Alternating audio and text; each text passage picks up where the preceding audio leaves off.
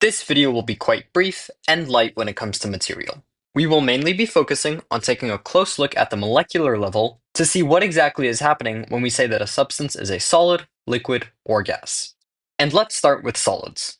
Solids can either be crystalline or amorphous.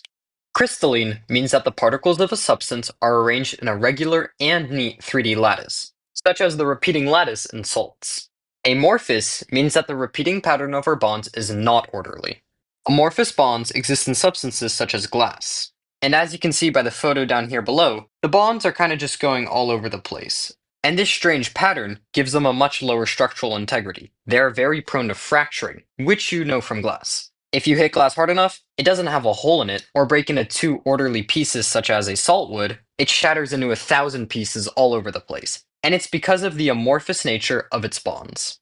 But focusing back on solids again, and in this case let's just look at the crystal structure, the strong bonds holding these atoms together means that they are not able to move much. This positive cation here is not just going to change places with this one. And same with this anion, it's not just going to move over here. There's just not enough space to do so. They cannot switch positions with one another. The attractions holding them together are just way too strong for that. The only true movement that these atoms are capable of in this state is vibration. While this cation could not switch places, it could vibrate at this position.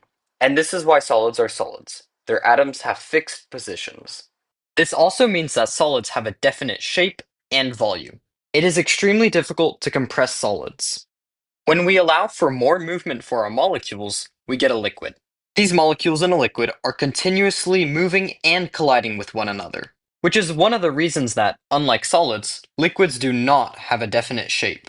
However, something important to notice is that the distance between each one of our liquid molecules is comparatively similar to the ones in our solids. This means that just like solids, it is extremely difficult to compress liquids.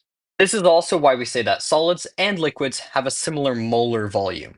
That just means that they take up a similar amount of space in solid and liquid form. Gases, however, take up a crazy amount of space.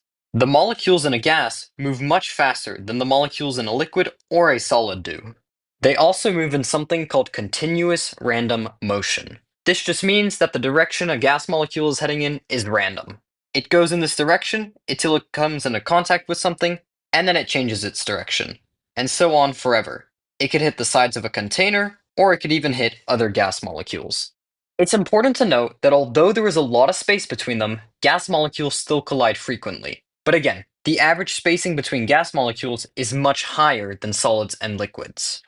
The frequencies of collisions between gas molecules and the average spacing between them depends on the temperature, pressure, and volume of the gas. This is something I will discuss in my next video, so if you want more information about that, I recommend watching that next. It's important to note that because of the random motion of our gas particles, gases have neither a fixed volume nor shape.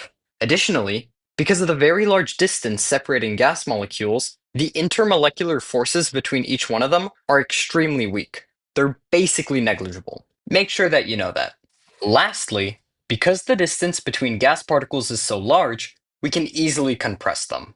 That's why we can fit a lot of gas into a very small space. The last thing you need to know about gases, and something you probably already intuitively understand, when they're not trapped in a container, they're going to dissipate in each and every direction. And with that being said, that's everything you need to know about solids, liquids, and gases when it comes to the molecular level. If any part of this was confusing, try rewatching parts of the video. If it's still not making sense, just take a break and come back after. Thank you for watching.